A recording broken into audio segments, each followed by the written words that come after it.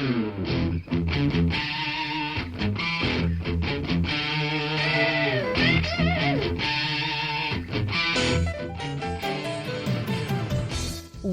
to Thriving Entrepreneur with your host, Steve Kidd, third-generation minister and 30-year business coach. Listen in as amazing, world-changing authors, speakers, and coaches share their struggles and victories. And hear from best-selling authors' insight into how you too can live your life as a thriving entrepreneur. This is Steve. Welcome to Thriving Entrepreneur. Thanks for being here today. We really appreciate you. We know that it takes time to be able to invest in yourself, and we are honored that you took some of your time to invest in yourself through listening to our show. We appreciate it. Thank you so much for the time you invest in us. You know, it's really cool to think about time. I love what Errol Abramson says. It really puts it together the most succinctly. Time is the most valuable commodity that any business has, any business owner has. Because the thing about it is Warren Buffett, Bill Gates, you could go back in time to Andrew Carnegie or anybody you want to name. Throughout all of history, they have one thing absolutely in common with you. They have 24 hours in every day. Not a minute longer, not a minute shorter. It becomes, how do we maximize that time?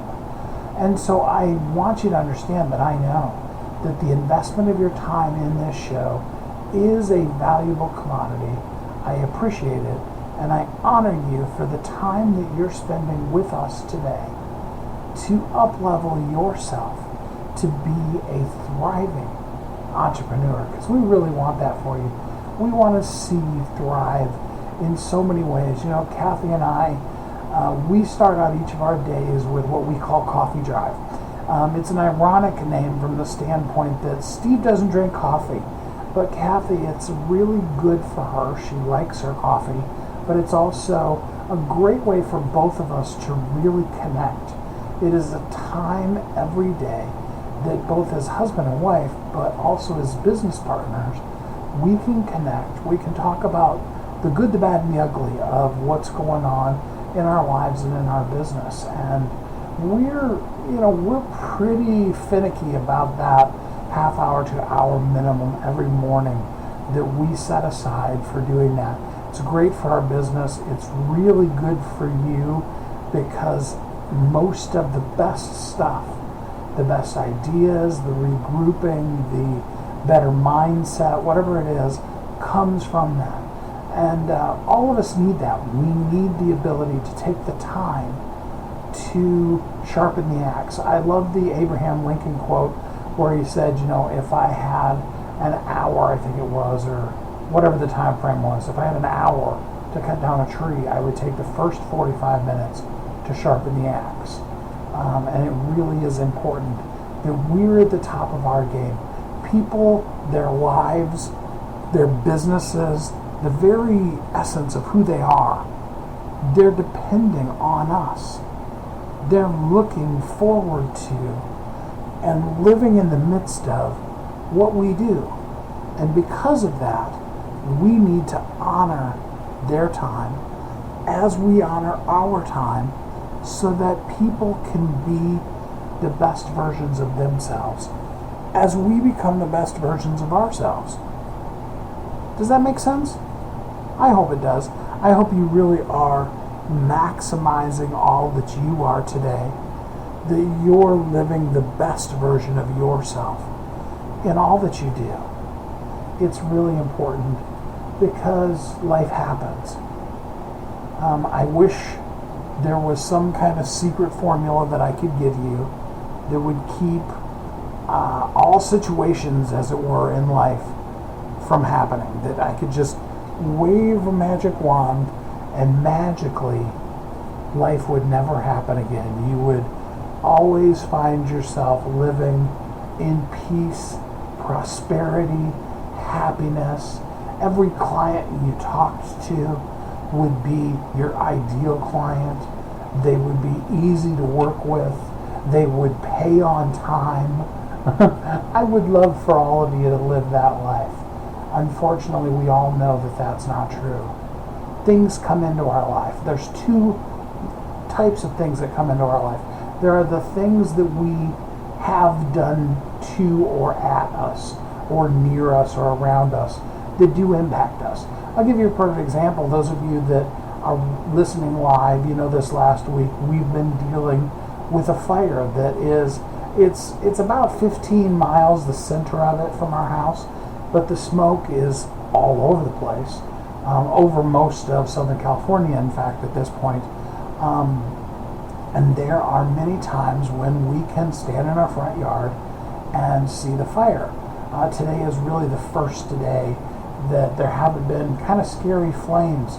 And honestly, there are a lot of times when they look like they're closer to our house here than they are when you go closer to them and see just how far away they are. Those kind of things are not something that's done to us. The fire wasn't set. The fire isn't continuing to burn, to hurt us. It just is. It's a happenstance that is around us, that's, that has an impact on us, but it wasn't personal. There are things, though, that are done to us. People have wronged us, they've hurt us, they've done things. Some of those things are unintentional, but that doesn't make them hurt any less. Some of those things are very intentional. Again, I don't know that that necessarily makes them hurt more, but they do have to be dealt with. And then lastly, of course, there's the things that we do to ourselves. There's the choices that we make that are negatively impacting our own lives, whether it be short-term things like, negative self-talk is a perfect one that, let's be honest, we all do it, and we know it hurts us, and sometimes we can choose powerfully to press play on the positive and pause on the negative. But sometimes we don't. There are a lot of those kind of things, situations, decisions that we make that we have done that impact us, regardless of whether they are things that are happening in our space, that were done to us, or things that we've done to ourselves. They have an impact on our life. And now we get to the real important part, and that's, what do you do next? I love the phrase that the measure of a person is not whether or not they succeed or fail, but how they deal with problems and failures that do come up in their life. It's not about whether you fall down, it's about how you get up. And that's really important. So think about it. I'm not a huge sports guy, but I did play some sports in high school, and I do have enough metaphors in my life that sometimes sports analogies really say it best. And there are times when you're watching a sporting event where the person gets knocked down to the point where they can't get up, and they need assistance. They need someone to come out with a stretcher and carry them off the field. There are other times when they're hurting to the point where they need potentially help getting up and assistance getting off the field. And then there are times where after a few seconds they get up and they're able to go on immediately. And all of those are real in our life. There are times when we're going to need professional help to help us move out of the midst of the absolute horror that we're in. I want you to hear that, because that's important. I want you to feel acknowledged more than anything else, because some of the things you've been through are not just horrible, they are horrors. They are awful beyond imagining. And the truth of the matter is that you're going to more than likely need a professional to help carry you out of the midst of that place that you're laying that you do not physically have the capability to move from, so that you can then be in a place where you can even get the help that you need. It's not even at that point about help. It's more of a triage. It's a, what can we do to make it safe to move you to a place where you can get help. Sometimes we just need assistance to be able to get up onto our own 2 feet and be able to move to where the help is or where the rest that we need. Sometimes that's a big piece of it. Sometimes we just need to go to the sidelines and sit down and rest. And you know what? That's okay. I think often as entrepreneurs, especially when you're a solopreneur, the need to rest seems like it's a failure, and it isn't. You need to understand that it's okay to need to sideline yourself and take care of you. No matter, whether that means you've got to bring in somebody temporarily to help you out, or you've got to rely on your staff to take care of things. Let's not even say maybe. Let's face it, we know that they don't have your talent and skill. They didn't create what you created. They can't do what only you can do. But they can fill in the gap. They can stand there and take care of things while you take a chance to breathe.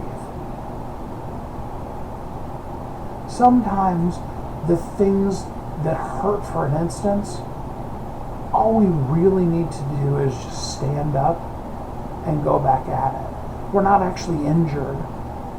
We're not actually taken out of the game. But for that moment when you're laying there on the ground and you've had the wind knocked out of you, there's that little thought of, hey, it's really nice down here.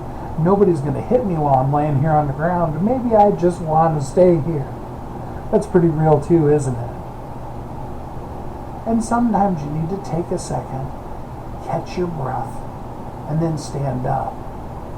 But we need to assess, do I need rest and recuperation? Do I need professional help? Or is what I really need is to get back up into the fight and charge again, because I really am okay. And if I allow myself to not continue moving forward, I know it will be bad for me, because I'll set a precedence in my own life that I don't have to do my best. So in all of those incidences, I'm sure that across all the listeners, everybody has found themselves identifying at different levels. Some of you are at a place where you're just like, oh yeah, I totally identify with that. I just need to take myself out of the game and take a breather right now. Or, you know what, I never thought about it, but I actually do need professional help in order to be able to even get to a safe enough spot to be able to get help. Wherever you're at, it's okay. I hope that through the course of today's show, we can give you just a little bit of energy, a little bit of strength, a little bit of encouragement, and we can help you see that where you're at right now is perfectly okay, totally normal, and that there is a next, a better, and a brighter that moves from this place you're at right now, where that hit you just took was hard and it hit, to a place where, regardless what the process is, whether it be professional help or it be just a second to stand up and get your wits about you again, that you will be back in the game. You will be succeeding. You will be getting it done. You will be making a difference in people's lives as you live as a thriving entrepreneur. Don't go away. We'll be right back. You've heard Kathy and I talk about it. You've seen the workshops. You have watched as others of your friends have become a best-selling author. And now it's your turn. Let me ask you this. What would being a best-selling author do for your business? Over 80% of people surveyed said that they want to write a book, which means that if you're listening, you probably are one of those people. Now is your time because you have a message that needs to be shared. That message is not for you. It's not for your ego. It is because it serves other people. Kathy and I are here to help you share your unique brilliance with the world. All you need to do is go to WeHelpYouThrive.com, check us out, and find out how you can be a best-selling author today. Welcome back to Thriving Entrepreneur. This is Steve. Welcome back to Thriving Entrepreneur. So now we're going to dive in with some of our best-selling authors and get you the ability to be able to take a look at your situation, decide where you're at, and then be able to really get the help you need so that you can thrive in all that you do. All right. I love this book. We're going to cut to the chase, and we're going to call you out on the shit, that's right, I said that word, that you believe. To help us with that, best-selling author Tracy Harwell with her book, Do You Believe This Shit? Tracy, how are you doing today? I'm great, Steve. How are you? I'm doing good, thanks. So let's just cut right to it. You even have a little platter that says that all of these things are some bullshit. So what are the things that we're talking about that people believe in that are just a bunch of shit? Well, it's all of our self-talk and all of our belief systems. For me, they came from a very young age. You know, that feeling of not feeling good enough, feeling like you're not worth it, all of the things that we say to ourselves of why we can't achieve something. So anything that you say that's negative is a limiting belief that's stopping you from what you could really be doing. So now, of course, I've already cursed several times during the intro to the show. And people are just shocked and aghast. Third generation minister Steve did that. But sometimes you just got to call things what they are. What led you to decide to be this blunt with the naming for the book?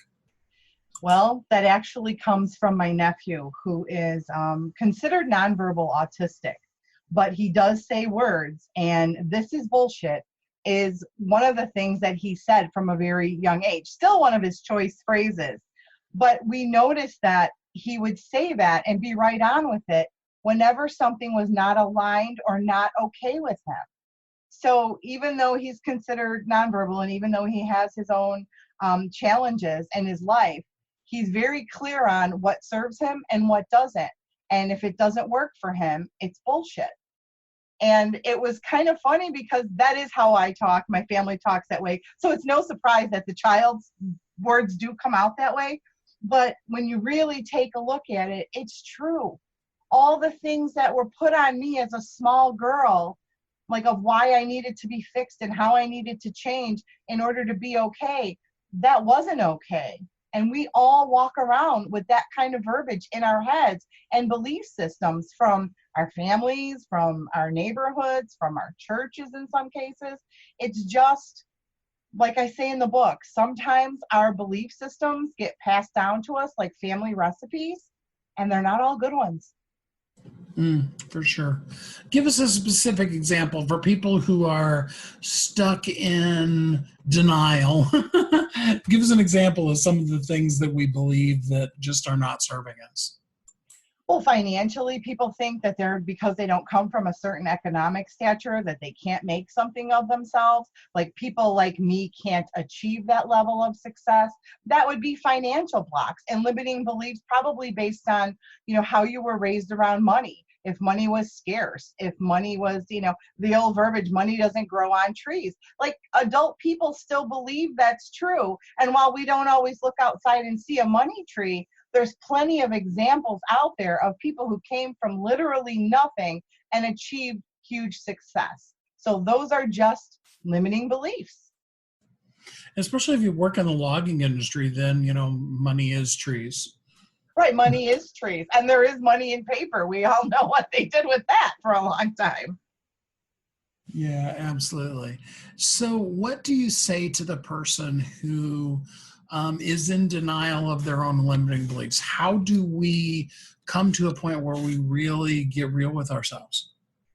Well, getting real with yourselves takes a lot of different things. And as a coach, it's what I love to do because God gave me a great ability to be able to hear the limiting beliefs. And I always know that they come from something deeper. So they may come from some level of pain or an experience, a judgment that fell upon them at a young age or somewhere in there. And sometimes it's laziness. So I think we really need to examine our verbiage and our behaviors and really, really get down to the nitty gritty and questioning, why do I believe this? And does it really serve me now in my life to still hold that belief? Absolutely. So we identify that there is a limiting belief we have, and we want to get rid of it. What is the first step after we've identified it, of course, to begin to start changing our belief system? Well, the easiest thing is once you uncover one, you create a positive out of it. So if you look in the mirror and you really think you're ugly, you need to look in the mirror and say, I have beautiful hair, or something that you can assimilate to that maybe not be, well, I'm 250 pounds and I now weigh 120, because your mind isn't going to believe that. But if we can shift little by little from a limiting belief to a positive affirmation to offset it, we can start to change the way our minds think. So I really do believe in journaling and affirmations and really picking apart those beliefs so that you can start to alter them. You actually touched on a really good point. In fact, I was talking about it in the last show. It has to do with that concept of being able to conceive it before you can believe it. So talk a little bit more about making your goals, the things that you want to believe, be realistic. Well, realistic is that little thing in our mind, that subconscious mind that's not going to believe it. Because I have been probably for decades saying I weigh 120 pounds and I haven't achieved that yet. However, what I can say is that every day I make healthy choices. Every day I move my body. So in those processes, you're creating steps for you that are now positive opposed to the negative belief, right? Because the negative is still going, yeah, Tracy, you're not 120 pounds and you're probably never going to be.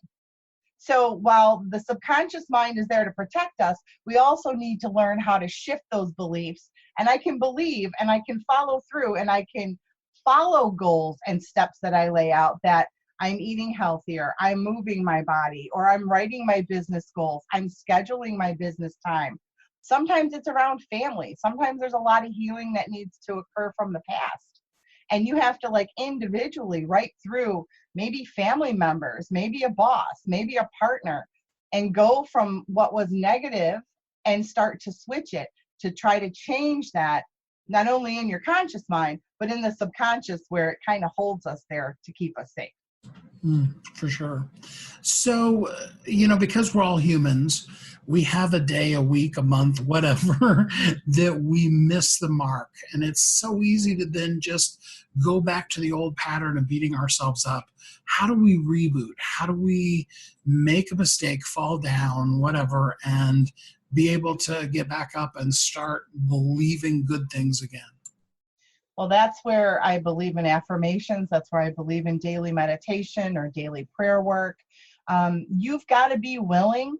We all fall down. We've all failed forward. I know you didn't get to where you are in your business, Steve, without falling forward a lot of times. But there's a tenacity inside of us. You can call it your GPS. You can call it your God positioning system. But that, universe, God, that energy is there to support you. And for me, I believe in that. So even on my worst days, I tell myself things are always working out for me, because it may look like crap today, but tomorrow something may bloom from it. So it's really a matter of tenacity and being okay with being falling behind, falling down, and getting back up. But the key is to just keep getting up, even on the days you don't feel like it. So let's be good teachers. Let's give people something simple that they could, turn off the show and go and do an action they could take right now. I love to create lists of positive aspects. So if there's an area in your life that you're challenged with, whether it's health or finances always seems to be one that comes up for everyone because not everyone is where they want to be. And I start to make a list of positive aspects. So I might be in debt, and that's what you've got, all the problems on one side of the paper. And on the other side of the paper, you're just going to be in gratitude. Whether it's I was able to pay the phone bill today, then that's a gratitude and that's a positive aspect. And you can go through and do that in everything in your life and every area of your life. Where there's a challenge, let's find the positive. Where there's a challenge, let's repeat a positive. Those done, practice daily, will literally shift your mindset, shift your energy, and really shift everything about you because you're not only focused on the negative, you're now seeing that there are positives attached to the negative.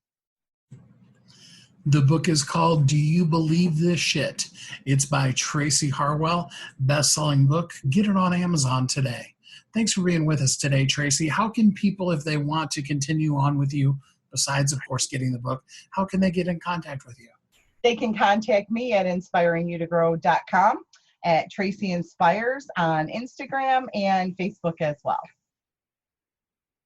That's inspiringyoutogrow.com. Thanks again, Tracy. Thanks for being on the show with us here today. Thank you so much, Steve. It's been a great day. What we tell ourselves about a situation is often more important than even what really happened with the situation. Again, like I said in the first segment, it's not necessarily about failure. It's about what do you do afterwards?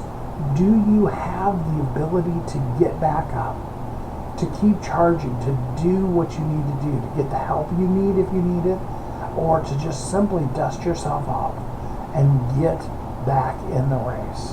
Wherever you're at with that, it's okay. And it's all right to get whatever level of help you need so that you can get back and live as a thriving entrepreneur. You've heard Kathy and I talk about it. You've seen the workshops. You have watched as others of your friends have become a best-selling author. And now it's your turn. Let me ask you this. What would being a best-selling author do for your business? Over 80% of people surveyed said that they want to write a book, which means that if you're listening, you probably are one of those people. Now is your time because you have a message that needs to be shared. That message is not for you. It's not for your ego. It is because it serves other people. Kathy and I are here to help you share your unique brilliance with the world. All you need to do is go to WeHelpYouThrive.com, check us out, and find out how you can be a best-selling author today. Welcome back to Thriving Entrepreneur.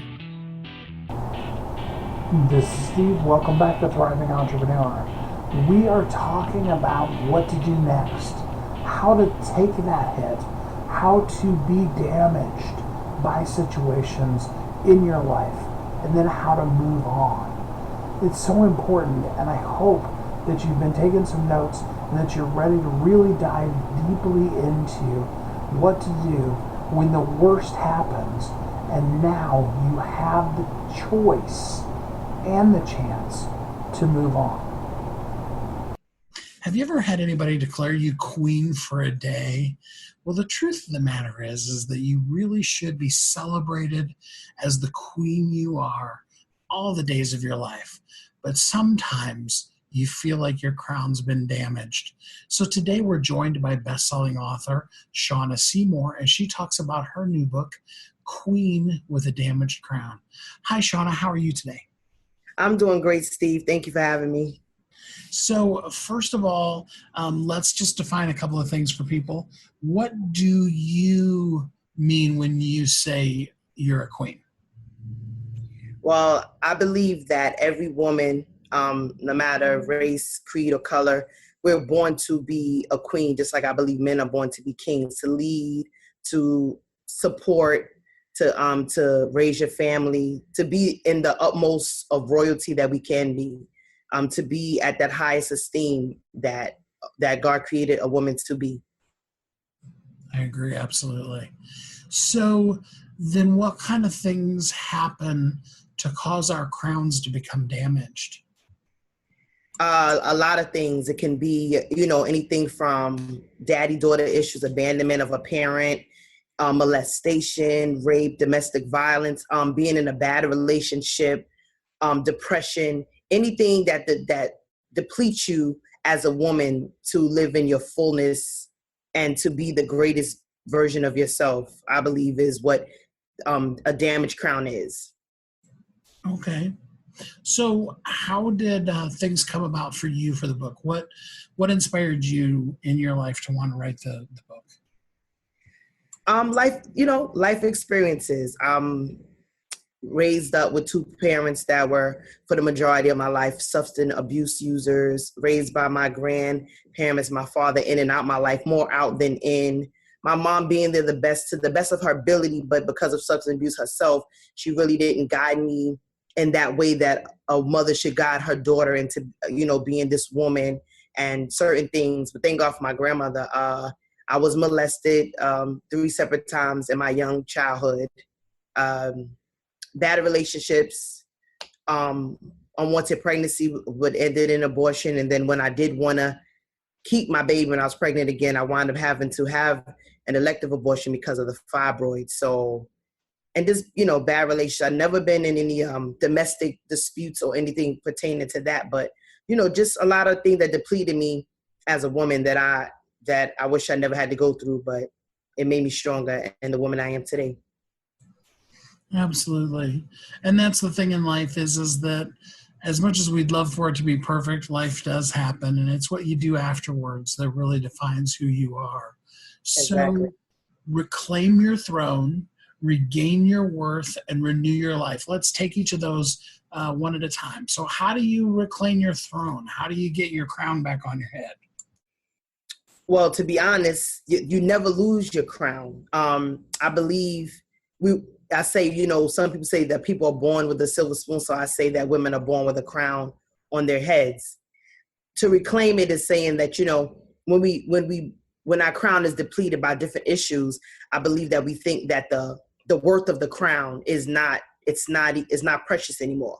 A jewel may fall out or a diamond, or it gets rusted or ruined. So we think that now it's worthless.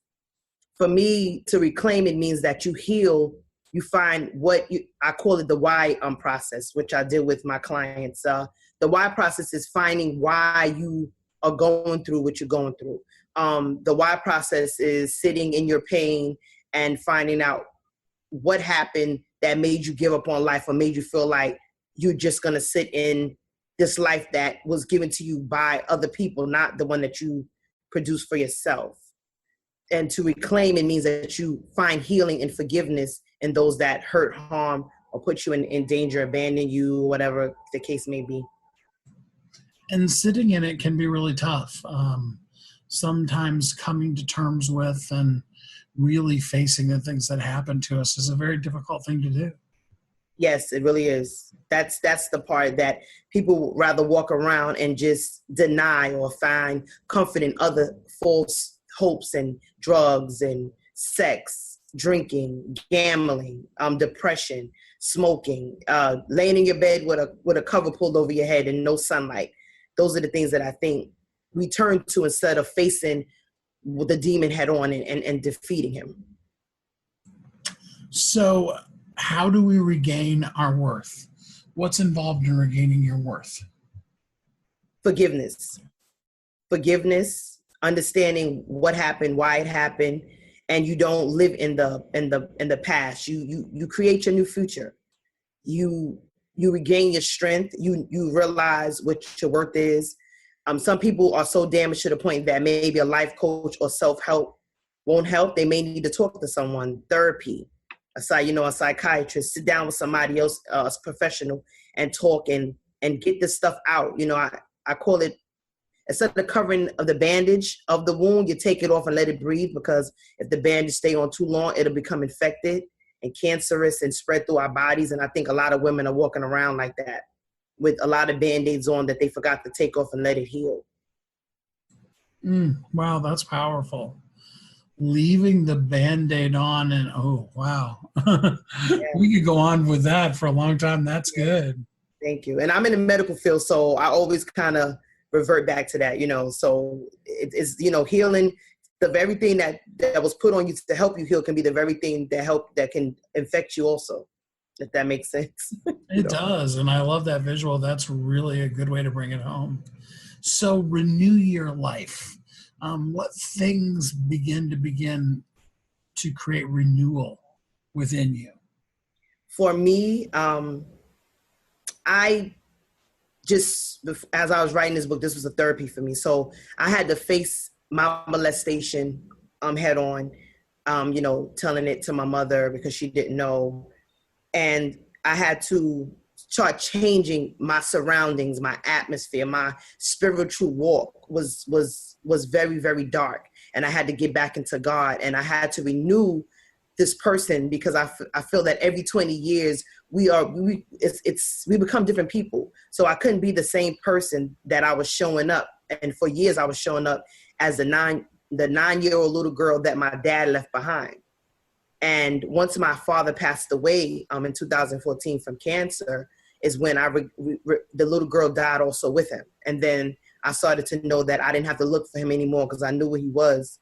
And I realized that I'm worthy of love, and the things that I've been putting up with is because I was depressed and had low self-esteem, and I didn't love myself, and really I didn't have really any woman around me to really teach me what womanhood was really about. It was kind of like self-taught. There's a couple of really good steps that you said in there about first identifying who you are, and then second, realizing you're going to have to be somebody different. And then third, actually becoming that different person to not stay, as you put it, that 9-year-old girl that you had been. Yeah. I like that. That's good stuff. Thank you. So I always like to take a couple of minutes in the show and talk to the people who life is really tough right now. And I don't want to diminish what they're going through currently, but I think a lot of times it creates a barrier in us that says, yes, but Shawna, you don't understand what I've gone through. What would you say to people like that? I would say to them that, yes, we do have different walks, but I believe that that very fork in the road always ends at the same place, even though we go different paths. I think everybody ending result is wanting to be better. I say to myself that I thank God that penetration wasn't involved in my molestation, whereas the next woman that I've talked to or coached, penetration was involved. So she may be a little more damaged. So I show empathy to let them know that they're not alone, that I do understand to a certain point of hurt. Hurt, I feel, is the same. It has levels, but hurt is hurt. Pain is pain. If you get shot in your foot and I got shot in my thumb, the pain is going to be the same. Yours may last a little longer versus mine, but the pain is still the same. So I do understand. That's the reason why I wrote this book, because I felt like everything I went through wasn't for me. It was for that young girl, that older woman, the young adult that is just trying to find her way in life and just don't know. And we appreciate you taking the time to write it. There's so much good stuff in here that, you both really are open about the stuff you've been through, but then you also really talk to people about some things that they can do to move on. So they're going to have to read the book in order to get all of the points. Yes. But unfair question, pick a favorite today. And of the tips that you leave in the book, what's your favorite tip today that you can give people to start renewing their life? The first thing is to heal. First you deal with it, then you heal, you find forgiveness, and you write a letter or to the person that have hurt you if they have passed away. That's how I dealt with it for me. Somebody have to write a letter. I went to my father's deathbed and told him that I forgive him for everything, for him not being there for me and my siblings, and that I will always love him. And I pray even for him, even after death. And I gave him a kiss. And 3 days later, he passed away. And I felt like a release in me. And it was the little girl that held on to her father all them years. And my father passed away when I was 39 years old. I'm currently 43 now. So it's basically just dealing, healing, and forgiving is the first step. And that's my favorite thing and go to all my clients. Like, that's the main thing, forgiveness. Because if you don't, it's for you, not for them. And if you don't forgive the person, it becomes cancerous and you become bitter. So I want people to become better, not bitter. Now that you've gone through that, because there were the 39 years before the hand, or the 30 years beforehand from 9 to 39. Yes. Do you think, one, that you would do it sooner, and do you think it's possible, or did it need to happen then? I wish I could have done it sooner, but it was only because my dad wasn't there for me to do it. And I believe everything has a time and a place. And it happened exactly when it's supposed to happen, because I did get to spend 3 years with my father after we connected in 2011. And then he passed away in 2014. So I did get to spend some time with my dad. And I tried to make it work. But even with him, because he had his own issues, he kind of tried to push me away. But it happened when it's supposed to happen. The book happened when it's supposed to happen. I released when I was supposed to happen. And I have no regrets. I really don't. Yeah. Except that I wish my dad was still here. Well, yeah, of course. And I think that's really important to let people know that wherever you're at right now, that's okay. Yes. The point is, what little bit further could you move today, while it's today? To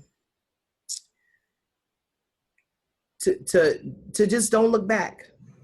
To be successful. I say in the book about, if you want to get revenge on someone that hurt you or that wasn't there, you just be successful. You just put make your indentation in the sand. Put your footprint in the sand. Make your own path. Find a spiritual walk. Again, self-help, finding help, having a great support system, and just keep pushing, and to live and not exist. Because a lot of us is existing and not living. And it's like The Walking Dead. You're walking around and you're breathing air, but you're not really living. And there's no way to live. And I've been existing for a long time before I found my release. I'm loving the visuals that you're giving. That's really great.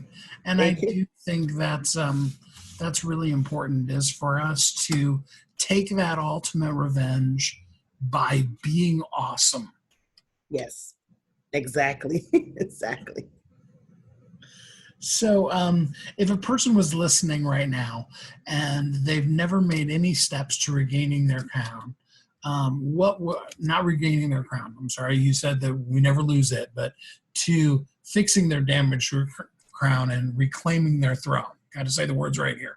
Yes. What would be one piece of advice that they could do right now to get started? The first thing they would have to do is know that they are worthy, that they are beautiful, they're awesome, like you said, and they desire to live and have the best life that God intended for us to have.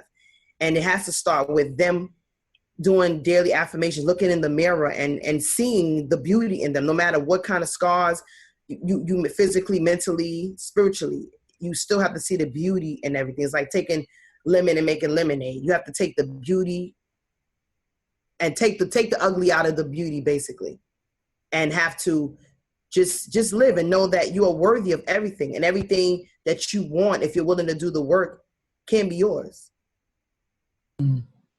I like that. Queen with the damaged crown, reclaim your throne, regain your worth, renew your life, by Shawna Seymore, best-selling author. It's an amazing book. Get it on Amazon today. Shawna, if somebody wants to go deeper with you, what would be a way that they could work further with you? Well, I'm working on my website now, thanks to your wonderful crew and everybody helping me through this journey. They can reach me at shawnaspeaks.com. Follow me on Facebook at Shawna Speaks to Inspire. Twitter, Shawna Speaks to Inspire, and also on Instagram, Shawna Speaks to Inspire. That's awesome. Again, Queen with the Damaged Crown by Shawna Seymore. Thanks so much for being on the show with us today, Shawna. Thank you so much, Stephen. I want to thank you and the whole Kid Management for everything, marketing, for everything that you've done for me. And you have forever have a client in me. Thank you so much. Shawna is the perfect example of somebody who's been through some stuff. Life has hit her, but where she's been able to now take the damages that have happened to her crown and move on, to not make them her tombstone, but rather to turn them into a stepping stone, that she's now at a place where she can share what she's been through with you and help you be able to up-level your life too. And that's what I hope you will do with the things you've been through. Get through them. Don't rush yourself. But as you come out to the other side, as you begin to learn things, take what you know to be true and build from there and share it with the people who are behind you, fighting to get through, so that together all of us can make it to a better place, because all of us are sharing what we know so far and living, learning, and working together to reach a place where we are all being a thriving entrepreneur in this world. We'll be right back. You've heard Kathy and I talk about it. You've seen the workshops. You have watched as others of your friends have become a best-selling author. And now it's your turn. Let me ask you this. What would being a best-selling author do for your business? Over 80% of people surveyed said that they want to write a book, which means that if you're listening, you probably are one of those people. Now is your time, because you have a message that needs to be shared. That message is not for you. It's not for your ego. It is because it serves other people. Kathy and I are here to help you share your unique brilliance with the world. All you need to do is go to WeHelpYouThrive.com, check us out, and find out how you can be a best-selling author today. Welcome back to Thriving Entrepreneur.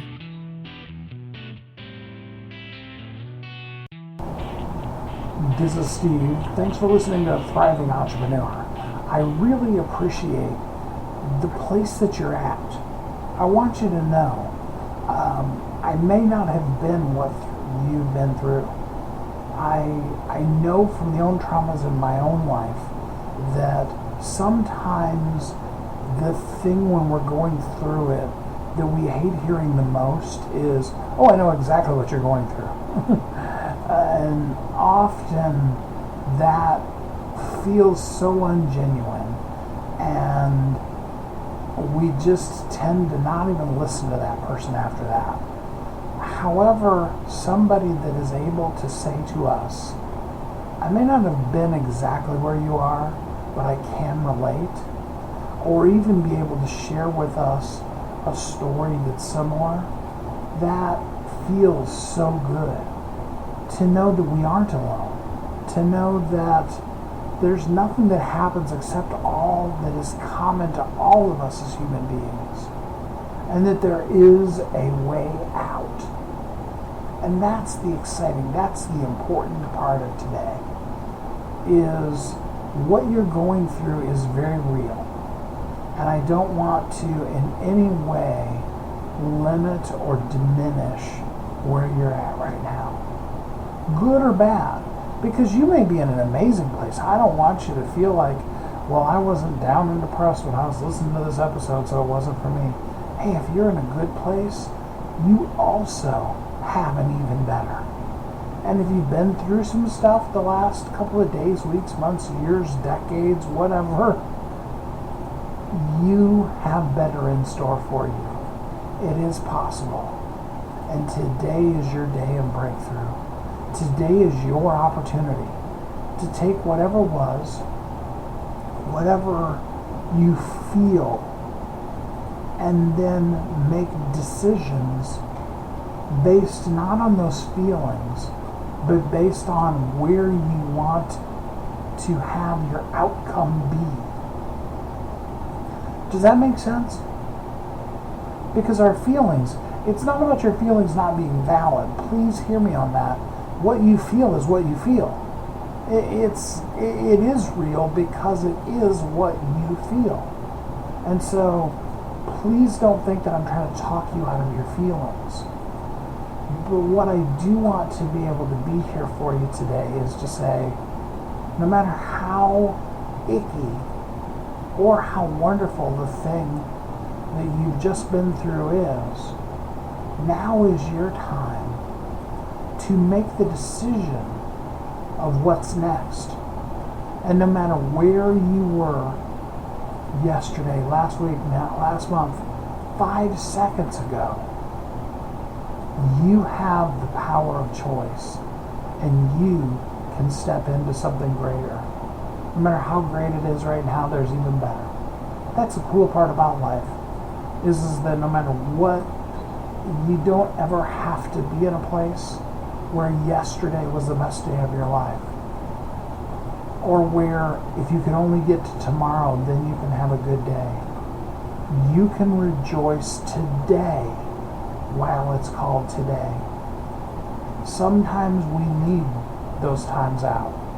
We need to sit on the sidelines, catch our breath. And that's okay too. That can be a wonderful state of rejoicing. Sometimes the best thing you can do is take a really nice vacation. I mean, have you ever been to someplace like Disneyland? Kathy and I have been there a couple of times. It really is an awesome place. It's fun, even if all you did was hang out in the Grand Hotel and sit by one of the fireplaces, or sit up in your room and just watch the fireworks out your window, from the windows that you can see them from. Or maybe you go to downtown Disney and you shop or whatever. That can be great. That can be exciting. Sometimes quiet. Think of the great quiet moments that you've had. Maybe the rain was falling down outside. You were curled up in a comfortable chair next to a blazing fire with a hot cup of cocoa and a book. That sounds good right now. It's a little warm here in Southern California right now to want to curl up to a blazing fire, but the concept of that sounds wonderful. So no matter where you're at, there is the opportunity to rejoice today, if you choose. And what you've been through has a very significant power to it. But it's not necessarily the power that it's had to this point. Because the real power to it is its ability to be able to help somebody else. To take somebody who is in a place that you know all too well, because you've spent time there, whether it was a moment in time, or you spent days, weeks, even months and years in that place of despair. There's somebody that's there now, that place you were, and they need a way out. Even if they're not in a place yet where they can see that they need a way out, you know from the other side that they need a way out. And that's where you come in. You've got an amazing story. You have a story to tell of what you've learned so far. And while you're telling that story, while you're sharing that message with the world, you should write it down. There are so many things in history, as Kathy and I do genealogy researches and stuff like that, that we're convinced that the only reason why the information was lost was because it was so big that everybody assumed, because everybody at that point knew it, that everybody would of course always know that. And then 100 years goes by, and nobody knows. Maybe there's a newspaper article written, or maybe there isn't. So you need to write that stuff down. Future generations are going to be interested to hear about the things that you went through, about the adventures of your life right now, your struggles, and the victories that you came to coming out onto the other side. So you've got to write those things down, and you need to put them in a way so that they're not hiding in a bottom drawer somewhere in your house, that hopefully, when whomever goes through your house at the end of your life, they're trying to decide whether it's important or not. Or they're trying to read your horrible handwriting. Maybe you don't have horrible handwriting, but I do. So, let's just be honest. And maybe that doesn't get saved for whatever reason. Or maybe it's in a paper that gets burnt up in a fire. Oh, I hope not. Those stories need to be out there. They need to be in digital. They need to be in print. They need to be in audio. They need to be out there shared with the world so that people can know you. They can know your stories. They can gain insight now and hundreds of years in the future from the things that you went through and what you learned going through that. And since you're sharing that story with the world, why not make it a bestseller? I mean, come on.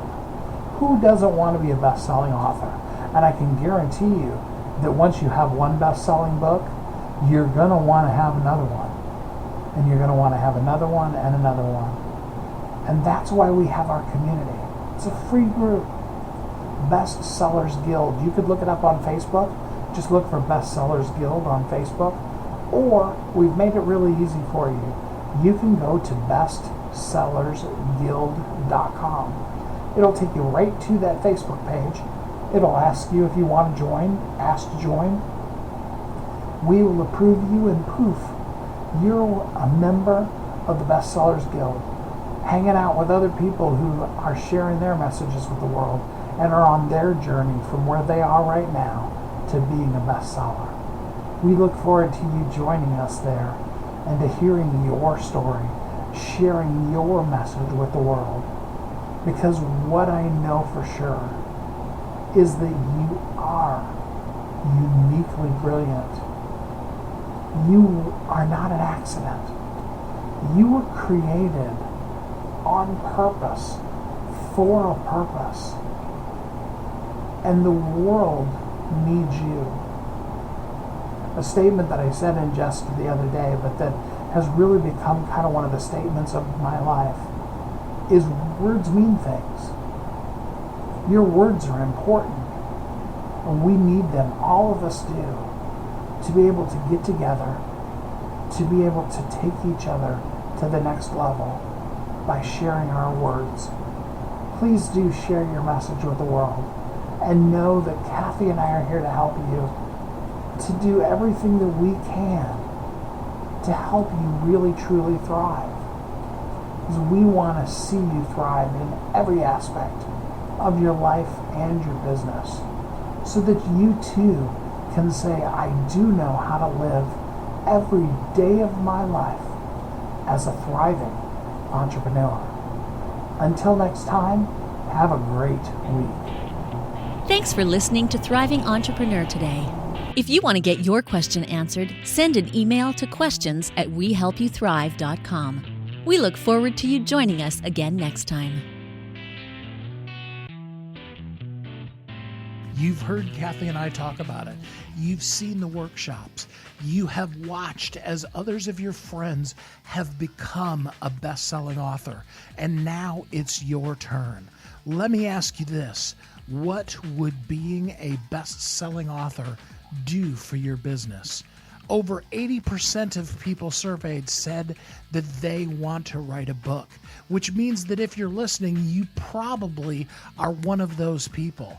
Now is your time, because you have a message that needs to be shared. That message is not for you. It's not for your ego. It is because it serves other people. Kathy and I are here to help you share your unique brilliance with the world. All you need to do is go to WeHelpYouThrive.com, check us out, and find out how you can be a best-selling author today.